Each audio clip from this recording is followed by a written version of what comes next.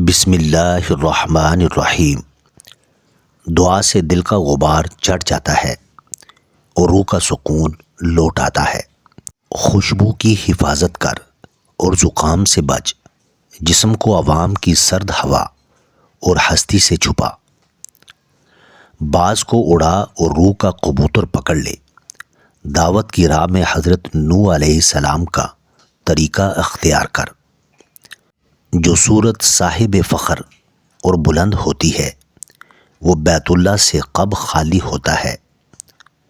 مجھے مستانہ نعرہ اچھا لگتا ہے، اے محبوب ہمیشہ مجھے بس یہی چاہیے۔ توبہ کیڑا ہے اور عشق اژدہے کی طرح ہے۔ توبہ مخلوق کی صفت ہے اور وہ خدا کا وصف ہے۔ عشق بے نیاز خدا کی اوصاف میں سے ہے، اس کے غیر سے عاشقی مجاز ہے۔ جب غم کو بڑھانے والا دھواں ظاہر ہو جاتا ہے وہ ٹھٹر جاتا ہے، نہ عشق دیتا ہے نہ ہوس، وہ حسن اپنی اصل کی طرف لوٹ جاتا ہے۔ جسم گندا ذلیل اور بدحال رہ جاتا ہے۔ عقل مندوں کا عشق سونے کی کان سے ہوتا ہے، وہ لامحالہ ہر روز بڑھتا چلا جاتا ہے۔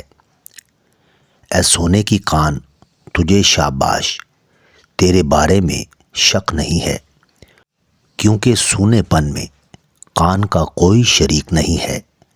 جو کھوٹے کو کان کا شریک بنائے، سونا لامکانی کان میں چلا جائے گا۔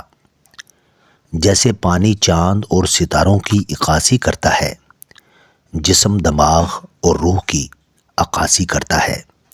زمین پر اگر آدھے گز کا راستہ ہو، آدمی بغیر وہم کے مطمئن ہو کر چلتا ہے۔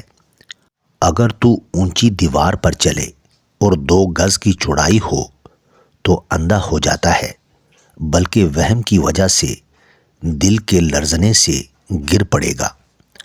عقل کے ذریعے خوف اور وہم کو خوف سمجھ لے۔ دولت مند بننا چاہتے ہو، اپنی بیوی کے گلے میں سورۃ الاخلاص لکھ کر لٹکا دو، پھر دولت آتا دیکھو۔ کامیابی کا راز صرف ایک چیز میں پوشیدہ ہے اور وہ ہے ناکامی۔ دراصل ناکامی اپنے اندر کامیابی کا راز رکھتی ہے۔